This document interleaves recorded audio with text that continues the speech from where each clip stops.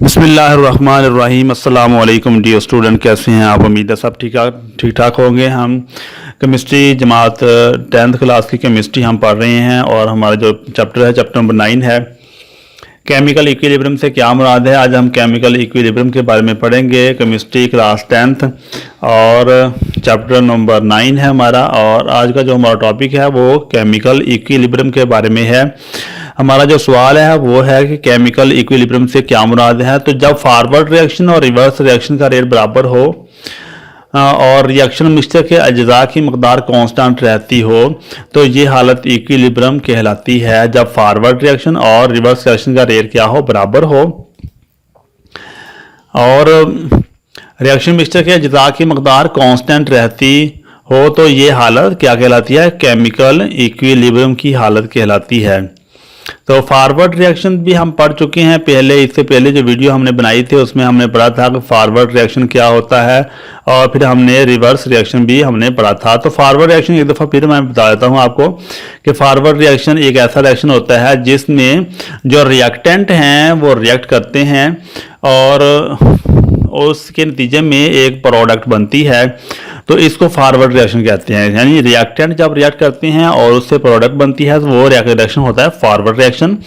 और reverse reaction क्या होता है? रिवर्स रिएक्शन एक ऐसा रिएक्शन होता है जिसमें जो प्रोडक्ट है वो आपस में रिएक्ट करते हैं और उसके नतीजे में जो रिएक्टेंट हैं वो जनरेट होते हैं। तो ये रिवर्स रिएक्शन होता है। तो रिवर्स रिएक्शन, फॉरवर्ड रिएक्शन और रिवर्स रिएक्शन का रेट जब बराबर हो जाता है और केमिकल रिएक्शन स्टार्ट होता है, केमिकल रिएक्शन आपस में केमिकल रिएक्शन चल रहा होता है, लेकिन फॉरवर्ड रिएक्शन और रिवर्स रिएक्शन दोनों का रेट क्या हो जाता है? बराबर हो जाता है और रिएक्शन मिक्सचर के अज्जा की मकदार कांस्टेंट रहती हो तो ये हालत केमिकल इक्विलिब्रियम की हालत कहलाती है। तो ये केमिकल इक्विलिब्रियम से क्या मुराद है? तो केमिकल इक्विलिब्रियम जब फॉरवर्ड रिएक्शन और रिवर्स रिएक्शन का रेट बराबर हो और रिएक्शन मिक्सचर के अज्जा की मकदार कांस्टेंट रहती हो तो ये हालत इक्विलिब्रियम की हालत कहलाती है। केमिकल इक्विलिब्रियम की अकसाम पढ़ते हैं हम। केमिकल इक्विलिब्रियम उसकी दो अकसाम है। पहली है स्टैटिक इक्विलिब्रियम और दूसरी है डायनामिक इक्विलिब्रियम। तो केमिकल इक्विलिब्रियम इसकी दो अकसाम हैं, स्टैटिक इक्विलिब्रियम और डायनामिक इक्विलिब्रियम। लफ्ज़ जो स्टैटिक है, स्टैटिक का माने होता है ठहर जाना, रुक जाना, और रुक जाने को हम स्टैटिक कहते हैं। तो स्टैटिक इक्विलिब्रियम जैसे नाम से ज़ाहिर है कि ये एक रुका हुआ केमिकल रिएक्शन है जिसको स्टैटिक इक्विलिब्रियम कहते हैं। और डायनामिक का मतलब है चलता हुआ, ये स्टार्ट है, चलता है, जारी रहता है, तो इसको डायनामिक कहते हैं। डायनामिक का मतलब होता है जारी रहने वाला केमिकल रिएक्शन और स्टैटिक होता है रुका हुआ। तो ये दो इक्विलिब्रियम की दो अकसाम है, स्टैटिक इक्विलिब्रियम और डायनामिक इक्विलिब्रियम। केमिकल इक्विलिब्रियम की कितने अकसाम है? केमिकल इक्विलिब्रियम की दो अकसाम है, स्टैटिक इक्विलिब्रियम और डायनामिक इक्विलिब्रियम। हम सबसे पहले स्टैटिक इक्विलिब्रियम पढ़ते हैं। स्टैटिक इक्विलिब्रियम से क्या मुराद है? तो जब कोई रिएक्शन मजीद आगे नहीं बढ़ रहा होता तो स्टैटिक इक्विलिब्रियम कहलाता है। जब कोई रिएक्शन आगे नहीं बढ़ रहा होता तो क्या कहलाता है? ये स्टैटिक इक्विलिब्रियम कहलाता है। रिएक्शन रुक जाता है, उसमें जो रिएक्टेंट हैं वो रिएक्ट करते हैं तो प्रोडक्ट बन जाती है, उसको स्टैटिक इक्विलिब्रियम कहते हैं। जब इक्विलिब्रियम की हालत में होता है, कोई रिएक्शन नहीं हो रहा होता, प्रोडक्ट बन चुकी होती है, जितनी प्रोडक्ट बनती है वो बन जाती है, जो पीछे रिएक्टेंट हैं वो बच जाते हैं, तो ये हालत स्टैटिक इक्विलिब्रियम कहलाती है। जब कोई रिएक्शन मजीद आगे नहीं बढ़ रहा होता तो ये स्टैटिक इक्विलिब्रियम कहलाता है। मिसाल के तौर पर इमारत मुनहदिम होने की बजाय कायम रहती है क्योंकि इस पर अमल करने वाली तमाम फोर्सेस तवाज़ुन में होती हैं। तो ये एक इमारत की जो मिसाल दी है कि इमारत है वो खड़ी है तो उसको एक फोर्स है वो गिराने की कोशिश कर रही है, लेकिन दूसरी तरफ भी एक ऐसी फोर्स है जो उसको गिरने नहीं दे रही, तो जो इमारत है वो दरमियान में ठहर जाती है। तो ठहरी हुई हालत को हम क्या कहते हैं? ये इक्विलिब्रियम की हालत में है, लेकिन वो बिल्कुल रुकी हुई है, इमारत गिरती नहीं है, लेकिन एक फोर्स है जो इमारत को गिराने के लिए लगाई जा रही है, लेकिन इसी ही सिमत में एक दूसरी फोर्स है जो उसको गिरने नहीं दे रही। ये दोनों फोर्सेस जब बराबर हो जाती हैं तो इमारत वहाँ पर ठहर जाती है। इसको हम स्टैटिक इक्विलिब्रियम की मिसाल के तौर पर लेते हैं। ये स्टैटिक इक्विलिब्रियम है जिसमें इमारत गिरती नहीं है, इमारत कायम रहती है, तो ये स्टैटिक इक्विलिब्रियम की मिसाल है। अब हम पढ़ते हैं डायनामिक इक्विलिब्रियम। तो डायनामिक इक्विलिब्रियम ये वो केमिकल इक्विलिब्रियम है जिसमें रिएक्शन रुकता नहीं है, रिएक्शन चलता रहता है।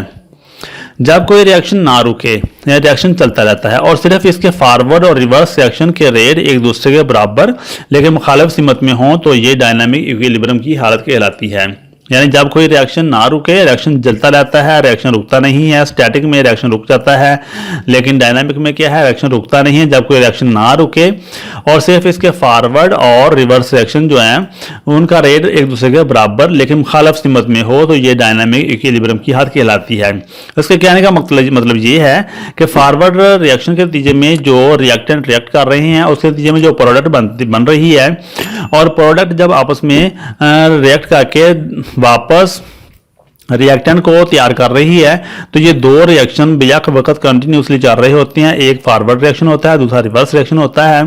जितना फॉरवर्ड रिएक्शन होता है उतना ही दूसरी साइड से रिवर्स रिएक्शन भी उतना ही हो जाता है, मुकम्मल हो जाता है और दोनों रिएक्शन बराबर रफ्तार में चलते हैं। दोनों के जो रेट हैं वो बराबर होते हैं लेकिन मुखालिफ सिमत में होते हैं तो ये डायनामिक इक्विलिब्रियम की हालत होती है। इसमें रिएक्शन रुकता नहीं है लेकिन रिएक्शन जारी रहता है, लेकिन फॉरवर्ड और रिवर्स रिएक्शन के रेट एक दूसरे के बराबर होते हैं लेकिन मुखालिफ सिमत में होते हैं तो ये डायनामिक इक्विलिब्रियम की हालत कहलाती है।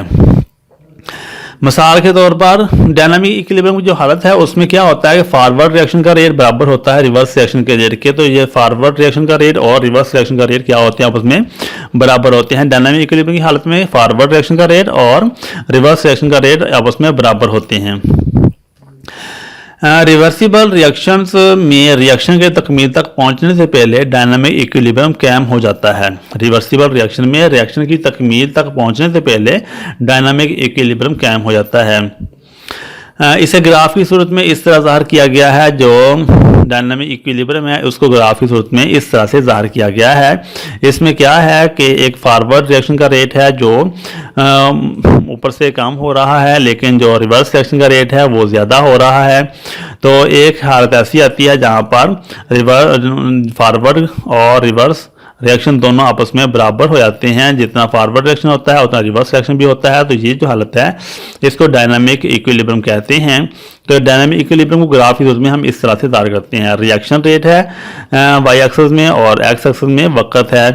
तो इस तरह जैसे जैसे टाइम पीरियड बढ़ता जाता है वैसे वैसे रिएक्शन की रफ्तार बराबर होती जाती है। शुरू में जब इनिशियल स्टेज होती है तो उसमें फॉरवर्ड रिएक्शन बहुत ज़्यादा होता है, रिवर्स रिएक्शन बहुत थोड़ा होता है, लेकिन वक्त गुजरने के साथ साथ जो रिवर्स रिएक्शन है वो तेज़ होता जाता है और फॉरवर्ड रिएक्शन वो कम होता जाता है।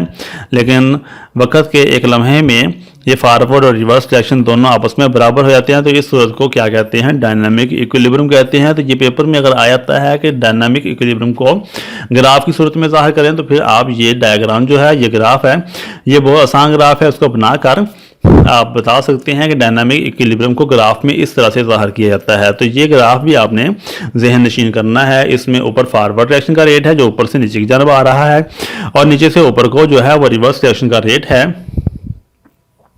तो ये था डायनामिक इक्विलिब्रियम का ग्राफ। इसको अच्छी तरह से आपने अंडरस्टैंड करना है, पढ़ लेना है। अब हम पढ़ते हैं इब्तदाई मरहले में फॉरवर्ड रिएक्शन का रेट बहुत तेज़ होता है और रिवर्स रिएक्शन का रेट ना होने के बराबर होता है। ये जो हम स्टेटमेंट पढ़ रहे हैं ये बिल्कुल जो पीछे हमने स्टेटमेंट पढ़ी थी, ये जो ग्राफ पढ़ा है इसको एक्सप्लेन ही किया जा रहा है कि इस ग्राफ के मुताबिक क्या है कि शुरू में इब्तदाई मरहले में फॉरवर्ड रिएक्शन का रेट बहुत तेज़ होता है और रिवर्स रिएक्शन का रेट ना होने के बराबर होता है। ये वो बात है जब रिएक्शन अभी हमने स्टार्ट किया है इब्तदाई मरहले में, जब रिएक्शन अभी हमने कंटिन्यूस किया है उसमें क्या है कि इब्तदाई मरहले में फॉरवर्ड रिएक्शन का रेट बहुत तेज़ होता है और रिवर्स रिएक्शन का रेट क्या होता है, ना होने के बराबर होता है। फॉरवर्ड रिएक्शन का रेट इसलिए ज़्यादा होता है क्योंकि जो रिएक्टेंट हैं वो बहुत ज़्यादा मकदार में मौजूद होते हैं और रिएक्टेंट रिएक्ट कर रहे होते हैं। रिएक्टेंट के रिएक्ट करने की वजह से फॉरवर्ड रिएक्शन ये बहुत तेज़ होता है। रिएक्टेंट बहुत ज़्यादा मकदार में होते हैं इसलिए जो रिएक्टेंट हैं वो रिएक्ट करते हैं और प्रोडक्ट बनती जाती है। इसे कहते हैं फॉरवर्ड रिएक्शन। शुरू में इब्तदाई मरहले में फॉरवर्ड रिएक्शन का रेट बहुत तेज़ होता है और रिवर्स रिएक्शन का रेट क्या होता है, ना होने के बराबर होता है। लेकिन आहिस्ता आहिस्ता जब वक्त गुजरता जाता है तो फिर क्या होता है कि फॉरवर्ड रिएक्शन का रेट कम होना शुरू हो जाता है और रिवर्स रिएक्शन का रेट क्या होता है, बढ़ जाता है, उलट अमल शुरू हो जाता है। शुरू में फॉरवर्ड रिएक्शन रेट तेज होता है और लेकिन आहिस्ता आहिस्ता बाद में क्या होता है, फॉरवर्ड रिएक्शन का रेट कम हो जाता है और रिवर्स रिएक्शन का रेट ये बढ़ जाता है। एक लम्हा आखिरकार क्या होता है, एक लम्हा ऐसा आता है कि जब फॉरवर्ड रिएक्शन का रेट और रिवर्स रिएक्शन का रेट दोनों क्या हो जाते हैं, बराबर हो जाते हैं, और ये हालत डायनामिक इक्विलिब्रियम कहलाती है। तो इस स्टेटमेंट से आपको फॉरवर्ड और रिवर्स रिएक्शन की भी समझ आ गई होगी और डायनामिक इक्विलिब्रियम की हालत को भी समझ लिया होगा आपने कि क्या होता है। इब्तदाई मरहले में फॉरवर्ड रिएक्शन रेट तेज होता है, लेकिन जब वक्त गुजरता है तो फिर फॉरवर्ड रिएक्शन कम हो जाता है और रिवर्स रिएक्शन जो है वो ज़्यादा हो जाता है। भला आखिर क्या होता है, फॉरवर्ड और रिवर्स रिएक्शन दोनों का जो रेट है वो बराबर हो जाता है। फॉरवर्ड रिएक्शन और रिवर्स रिएक्शन का रेट क्या होता है, बराबर हो जाता है, और ये हालत क्या कहलाती है, डायनामिक इक्विलिब्रियम कहलाती है।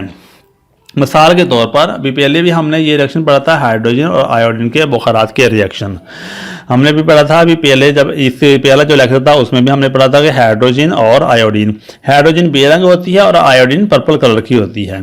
हाइड्रोजन और आयोडीन जब आपस में रिएक्ट करते हैं तो ये बुखारात जब आपस में रिएक्ट करते हैं तो क्या होता है कि आयोडीन का जो पर्पल रंग है वो खत्म हो जाता है और बेरंग हाइड्रोजन आयोडाइड बन जाते हैं। हाइड्रोजन और आयोडीन के बुखारात के रिएक्शन हमने पहले भी पढ़े हैं, उसमें हमने ये पढ़ा था कि हाइड्रोजन एक बेरंग गैस है और आयोडीन पर्पल कलर की गैस होती है। हाइड्रोजन और आयोडीन जब आपस में रिएक्ट करती हैं तो क्या बनता है, हाइड्रोजन आयोडाइड। हाइड्रोजन आयोडाइड बेरंग होती है। तो ये अब हम दोबारा फिर पढ़ रहे हैं कि हाइड्रोजन और आयोडीन के बुखारात के रिएक्शन के दौरान कुछ मालिक्यूल एक दूसरे के साथ रिएक्ट करके हाइड्रोजन आयोडाइड बनाते हैं। ये फर्स्ट जब हम सबसे पहले जब फर्स्ट रिएक्शन स्टार्ट होता है तो उस वक्त की हम बात करते हैं कि हाइड्रोजन और आयोडीन के बुखारात आपस में क्या करते हैं, रिएक्ट करते हैं, और रिएक्ट करने के बाद ये क्या बना देते हैं, हाइड्रोजन आयोडाइड। ये रिएक्ट करने के बाद क्या बना देते हैं, हाइड्रोजन आयोडाइड बना देते हैं। लेकिन इसी लम्हे में भी एक और काम हो रहा होता है, वो ये हो रहा होता है कि हाइड्रोजन आयोडाइड के जो मालिक्यूल हैं वो डिकम्पोज हो जाते हैं और उसी वक्त ये डिकम्पोज होकर दोबारा हाइड्रोजन और आयोडीन में तब्दील हो जाते हैं। तो ये जो लम्हा है इसमें दो रिएक्शन हो रहे हैं, फॉरवर्ड रिएक्शन और रिवर्स रिएक्शन, ये दोनों वकूफ पजीर हो रहे होते हैं। हम दोबारा पढ़ते हैं मिसाल को। मिसाल के तौर पर हाइड्रोजन और आयोडीन के बुखारात के रिएक्शन के दौरान कुछ मालिक्यूल एक दूसरे के साथ रिएक्ट करके हाइड्रोजन आयोडाइड बनाते हैं। उसी वक्त कुछ हाइड्रोजन आयोडाइड के जो मालिक्यूल हैं डिकम्पोज होकर दोबारा हाइड्रोजन और आयोडीन में तब्दील हो जाते हैं। क्योंकि शुरू में रिएक्टेंट की कंसंट्रेशन प्रोडक्ट से ज्यादा होती है इसलिए फॉरवर्ड रिएक्शन रिवर्स रिएक्शन से तेज होता है। जैसे जैसे रिएक्शन आगे बढ़ेगा रिएक्टेंट की कंसंट्रेशन कम होती जाएगी और प्रोडक्ट की कंसंट्रेशन बढ़ती जाएगी, जिसके नतीजे में फॉरवर्ड रिएक्शन का रेट कम होता जाएगा और रिवर्स रिएक्शन का रेट ज्यादा होता जाएगा और बाला आकर दोनों का रेट एक दूसरे के बराबर हो जाएगा। पास इसके दरमियान में इक्विलिब्रियम कायम हो जाएगा और मुख्तलिफ कंपाउंड जैसे H2, I2 और HI की कंसंट्रेशन कांस्टेंट हो जाएगी। ये डायनामिक इक्विलिब्रियम की हालत को इस तरह भी हम लिखा जा सकता है कि H2 + I2 = 2HI। अब हम चलते हैं पेज नंबर 5 है हमारे पास, केमिस्ट्री 10th क्लास केमिस्ट्री का पेज नंबर 5 हम पढ़ रहे हैं। यहाँ से इक्विलिब्रियम के बारे में हम पढ़ रहे हैं। तो इक्विलिब्रियम के बारे में हमने पढ़ना है तो हम पढ़ते हैं इसको। इक्विलिब्रियम के बारे में सोचते हैं हम, जब इक्विलिब्रियम के बारे में पढ़ते हैं तो इक्विलिब्रियम हम पढ़ रहे हैं यहाँ पर केमिकल इक्विलिब्रियम।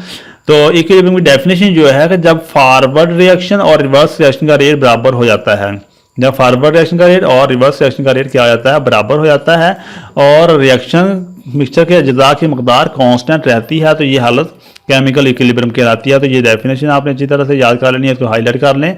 यहाँ से आपने डेफिनेशन केमिकल इक्विलिब्रियम की याद करनी है। और केमिकल इक्विलिब्रियम की हालतें दो सूरतें हैं इसकी, केमिकल इक्विलिब्रियम की दो सूरतें हैं, यानी केमिकल इक्विलिब्रियम की दो अकसाम हैं। पहली क्या है कि स्टैटिक इक्विलिब्रियम और दूसरा है डायनामिक। हम स्टैटिक इक्विलिब्रियम यहाँ से पढ़ते हैं जब कोई रिएक्शन मजीद आगे नहीं बढ़ रहा होता तो ये स्टैटिक इक्विलिब्रियम कहलाता है। जब कोई रिएक्शन मजीद आगे नहीं बढ़ रहा होता यानी रिएक्शन जब रुक जाता है तो ये स्टैटिक इक्विलिब्रियम कहलाता है। मिसाल के तौर पर एक इमारत मुनहदिम होने की बजाय कायम रहती है तो क्योंकि इस पर अमल करने वाली तमाम फोर्सेस तवाज़ुन में होती हैं, तो ये स्टैटिक इक्विलिब्रियम की ये मिसाल है।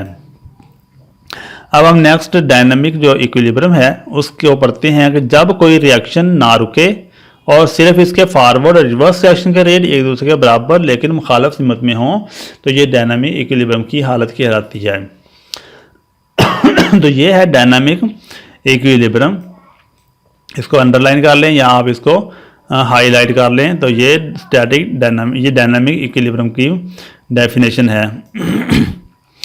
तो डायनामिक का मतलब ये है कि रिएक्शन अभी जारी है। डायनामिक इक्विलिब्रियम की हालत में फॉरवर्ड रिएक्शन का रेट बराबर होता है रिवर्स रिएक्शन के रेट के। तो डायनामिक इक्विलिब्रियम को ग्राफ की सूरत में हम इस तरह ज़ाहिर करते हैं। डायनामिक इक्विलिब्रियम ग्राफ की सूरत में हम इस तरह ज़ाहिर करते हैं। तो ये आपने ग्राफ भी अच्छी तरह से ज़हन नशीन करना है, पहले भी हम पढ़ चुके हैं।